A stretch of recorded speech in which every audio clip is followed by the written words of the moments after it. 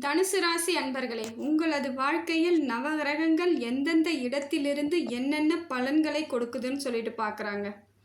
இது வரைக்கும் நீங்கள் கடந்து வந்த பாதைகள் அத்தனையும் கஷ்டமான பாதைகளாக இருந்தாலும், இனி வரக்கூடிய பாதைகள் அத்தனையும் வெற்றி பாதையாகவும் பூ போட்டு உங்கள் பாதங்களை மென்மையாக்குவதற்காகவும் வருதுங்க. இந்த காலகட்டம் உங்களுக்கு நல்லா இருக்குதுங்க. எவ்வளவோ வழிகளை தாங்கிட்டீங்க, எவ்வளவோ பிரச்சனைகளை தாங்கிட்டீங்க, சொல்ல முடியாத அளவுக்கு கஷ்டத்தையும் தாங்கிட்டீங்க. நீங்கள் நினைத்தாலே உங்கள் கண்ணிலிருந்து இனி ரத்தம் தான் வரணும், தண்ணி வராதுங்க. அந்த அளவுக்கு வலிகளை சுமந்த நீங்கள் இனி வரக்கூடிய காலங்கள் உங்களுக்கான காலங்கள். தனுசு ராசிக்காரர்கள் எப்பொழுதும் தைரியமானவர்கள் தான். பார்க்கறதுக்கு வேணால் கொஞ்சம் அமைதியாக இருப்பாங்க, சாதாரணமாக இருப்பாங்க. ஆனால் அவங்க மனசுக்குள்ள வைராகியமும் தைரியமும் அவ்வளவு இருக்கும். போராடக்கூடிய குணமுடையவர்கள். எவ்வளோ பிரச்சனை வந்தாலும் போராடி ஜெயிச்சு தான் ஆகணும், தோத்துடக்கூடாது, முடங்கிடக்கூடாதுங்கிற எண்ணத்திலேயே இவ்வளோ நாளாக போராடிக்கிட்டே இருக்கீங்க.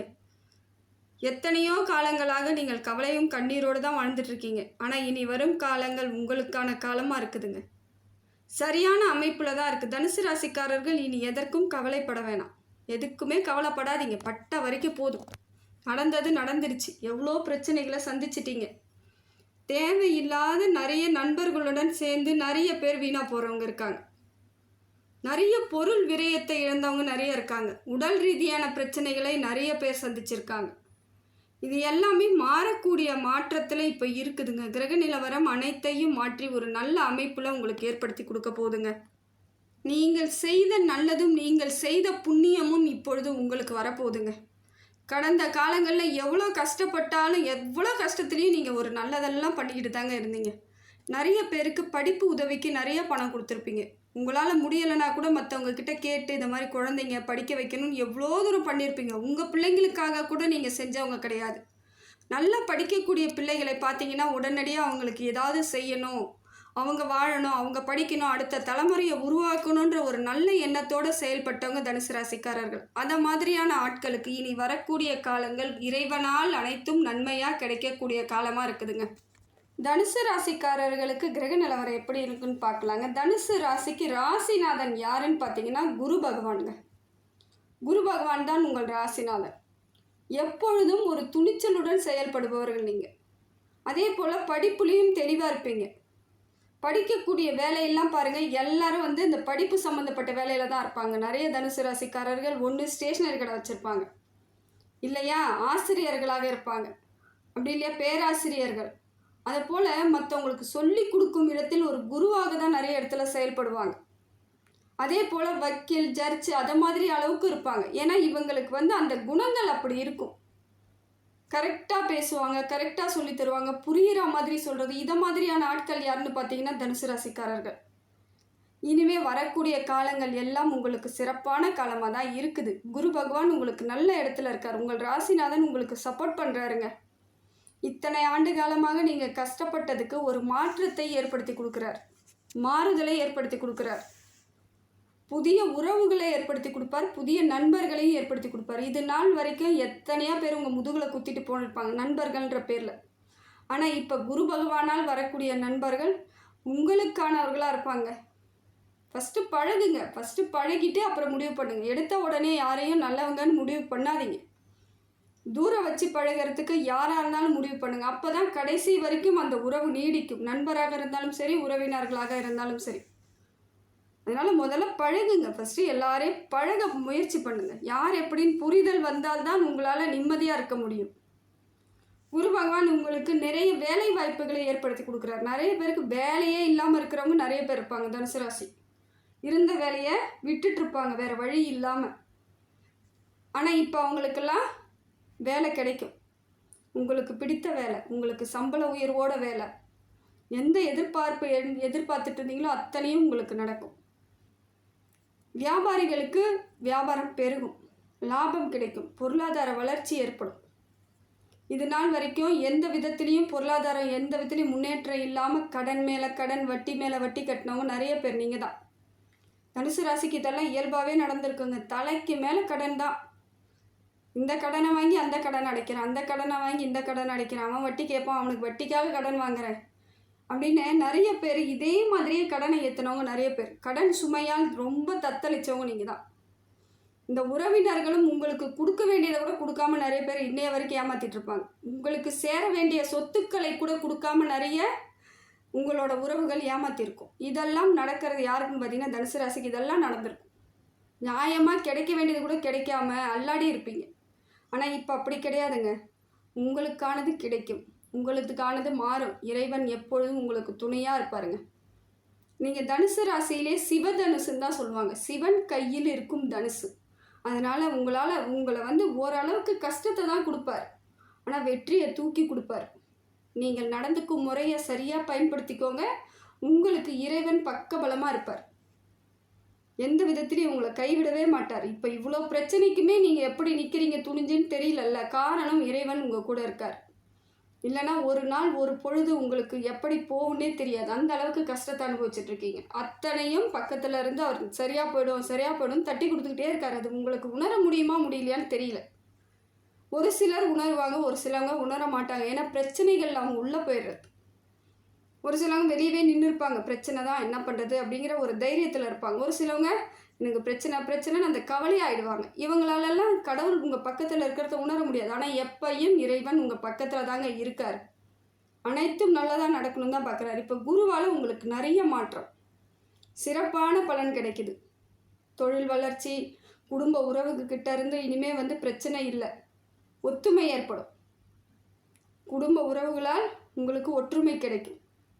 அங்கே அங்கீகாரம் கிடைச்சாதாங்க உங்களுக்கு வெளியே போனாலும் அங்கீகாரம் கிடைக்கும். குடும்பத்தில் தோத்துட்டு வெளியே ஜெயிக்கிறது வேஸ்ட்டு. நீங்கள் குடும்பத்தில் ஜெயிங்க, வெளியே தோத்தா கூட தூக்கி விட்டுருவாங்க அவங்க. அதனால் இனிமேல் உங்களுக்கு கவலை கிடையாது. அதே போல் திருமண பாக்கியம் உண்டாகுதுங்க. இது நாள் வரைக்கும் தனுசு ராசிக்கு திருமணம் ஆகலை அப்படின்னா நிறைய தனுசு ராசிக்காரங்க லேட்டாக தான் கல்யாணம் பண்ணிக்குவாங்க. அவங்களோட அமைப்பு அப்படி இருக்குது. உடனடியாக திருமணமோ உடனடியாக செட்டில்மெண்ட்டோ ஆக மாட்டாங்க. வாழ்க்கையிலையும் நீண்ட நாட்கள் எடுக்கும். அதெல்லாம் ஒரு சிலவங்களுக்கு ரொம்ப நாள் கூட ஆகும். அதனால் இப்போ தேடிட்டு இருக்கவங்களுக்கு உடனடியாக திருமண பாக்கியம் உண்டாகுது. முடிந்த வரைக்கும் அந்த இதில் முடிச்சுக்கோங்க. திருமணத்தை நல்லபடியாக முடிச்சுக்கோங்க. உங்களுக்கு ஏற்ற வரன் கிடைக்கும். குழந்தை பாக்கியம் உண்டாகும். படிக்கக்கூடிய பிள்ளைகள் நல்லா படிப்பாங்க, அறிவாளியாக புத்திசாலியாக இருப்பாங்க. அரசாங்க உத்தியோகத்துக்கு போகக்கூடியவர்களாக இருப்பாங்க. எக்ஸாம் எழுதுங்க, அரசு பணிக்கு தேர்வு எழுதிட்டே இருங்க, நிச்சயமாக உங்களுக்கு கிடைக்கும். அந்த அளவுக்கு உங்களுக்கு அறிவுபூர்வமாக இருப்பீங்க. சிந்தனையும் தெளிவாக இருக்கும். எந்த வேலை செய்தாலும் தெளிவாக செய்வீங்க. போராட்ட குணமுடையவர்கள். அதுவும் இந்த பூராட நட்சத்திரக்காரங்கள்லாம் அதிகமாக போராடிட்டே தான் இருப்பாங்க வாழ்க்கையில். மூல நட்சத்திரக்காரங்களும் அதே போல் முழு முயற்சியோடு எல்லாமே செய்வாங்க. அப்போ தனுசு ராசிக்காரர்களுக்கு எல்லாமே அவங்களுக்கு ஒரு ஈஸியாக கிடைக்கலனாலும் ஆனால் கிடைக்கிறது பெரிய வகையில் இருக்கும். எதுவுமே இவங்களுக்கு எளிமையாக கிடைக்காது. ஆனால் கிடைச்சா அதை மாதிரி மற்றவங்களுக்கு கிடைக்காத அளவுக்கு இவங்களுக்கு கிடைக்கும். அதுதான் இவங்களோட பாக்கியம். இவங்களுக்கு குரு பகவான் நல்ல இடத்துல இருக்காருங்க. அடுத்தது பார்த்திங்கன்னா செவ்வாய் கொஞ்சம் சரியில்லாமல் இருக்காருங்க. இப்போ காலகட்டத்துக்கு செவ்வாய் சரியில்லைங்க. இந்த காலகட்டத்தில் கொஞ்சம் நிதானமாக இருந்துக்குவாங்க. அதெல்லாம் பெரிய பிரச்சனைகள் கிடையாது. இருந்தாலும் இடம் வாங்கிறது, வீடு வாங்கிறது, வீடு கட்டுறது, ஏதோ புதுசாக ஆரம்பிக்கிறதா இருந்தால் செய்யாதீங்க. ஏற்கனவே ஆரம்பித்து செஞ்சுக்கிட்டு இருந்த வேலையை செஞ்சுக்கிட்டே இருக்கலாம். புது முயற்சி மட்டும் இப்போ தவிர்த்துருங்க, ரொம்ப நல்லது. ஏன்னா வளர்ந்துக்கிட்டே இருக்கும், கடன் ஆக ஆரம்பிச்சிடும், பிரச்சனை ஆகிடும். அதனால் இந்த குறிப்பிட்ட காலங்களை தவிர்ப்பது நல்லது. ரத்த பந்த உறவுகள்கிட்டையும் தேவையில்லாமல் பேசாதீங்க. அவங்க உங்ககிட்ட சண்டைக்கோ வம்புக்கோ வராங்க கூட இருந்தால் அமைதியாக போயிடுங்க. போகட்டும், கொஞ்ச நாளைக்கு அப்புறம் அவங்களே மாறிடுவாங்க. இதெல்லாம் மாற்றத்திற்கான இதுதான். இப்படி நிரந்தரமாக ஒருத்தவங்க கோச்சிக்கிட்டோ சண்டை போட்டுக்கிட்டோ காலத்துக்கு இருக்க மாட்டாங்க. எந்த காலகட்டத்துக்கு தகுந்தாற் போல் அவங்க வருவாங்க, அடுத்தது அவங்களே மாறிடுவாங்க. அது வரைக்கும் நீங்கள் டைம் கொடுங்க, சரியாயிடும். அதுவும் நீங்கள் டைம் கொடுப்பீங்க. எப்படி தெரியுங்களா, நானும் கோச்சிக்கிட்டா அவங்க திருப்பி எப்படி மன்னிப்பு கேட்பாங்க. அதனால் நான் கோச்சிக்கலை, எப்படி இருந்தாலும் என்கிட்ட பேசும்பொழுது நான் சரியாக தான் இருந்தேன்னு அவங்க புரியணும் அப்படின்ற மாதிரிலாம் நீங்கள் புத்திசாலித்தனமான ஆட்கள் தான் நீங்கள். ஏன்னா குரு பகவான் இல்லையா ராசிநாதன், இந்த அளவுக்கு உங்களுக்கு புத்தி கூர்மையாக தான் பேசுவீங்க. இதையே நீங்கள் ஃபாலோ பண்ணிக்கிறது ரொம்ப நல்லது. வரக்கூடிய காலங்களில் சிறப்பாக இருக்குது. புதன் பகவான் உங்களுக்கு நல்ல அமைப்பில் இருக்காருங்க. சிந்தனையை தெளிவாக கொடுக்குறாரு. சிந்தனை தெளிவு. இவ்வளோ நாளாக போட்டு குழப்பின பிரச்சனை கூட ஒன்றுமே இல்லாத மாதிரி இருக்கும். தெளிவாக இருப்பீங்க, நியாயமாக இருப்பீங்க, செய்ய வேண்டியதெல்லாம் செஞ்சுக்கிட்டே இருப்பீங்க. எப்படி செய்யணும், ஏதா செய்யணும் ஆலோசனை பண்ணி செய்வீங்க. இதெல்லாம் இறைவன் உங்களுக்கு கொடுத்த ஒரு வரம். இந்த வரத்தை நீங்கள் அனுபவிங்க. இதெல்லாம் உங்களுக்கு இறைவனால் கொடுக்கப்பட்டது. இதெல்லாம் நீங்கள் அனுபவிச்சு தான் அவங்க சந்தோஷத்தை அனுபவிங்க. கஷ்டத்தையே எவ்வளோ நாளைக்கு அனுபவிக்க முடியும். இந்த சந்தோஷத்தையும் நீங்கள் அனுபவித்து நல்லா வாழணும். வாழ்க்கையை வாழணும். அவ்வளோ கஷ்டம். இனிமேல் அவ்வளோ சந்தோஷம். சூரிய பகவான் உங்களுக்கு நல்ல இடத்துல இருக்காருங்க. சூரியனால் என்ன பிரச்சனை அப்படின்னு பார்த்தீங்கன்னா பிரச்சனையே கிடையாது. அவர் உங்களை கை தூக்கி விட்றார், மேலே தூக்கி உட்கார வைக்கிறார். உச்சாணி கொம்பில் எந்த பதவியாக இருந்தாலும் நீ தான் வகிக்கணும், வா தலைமை பண்புக்கு வா அப்படிங்கிறார்.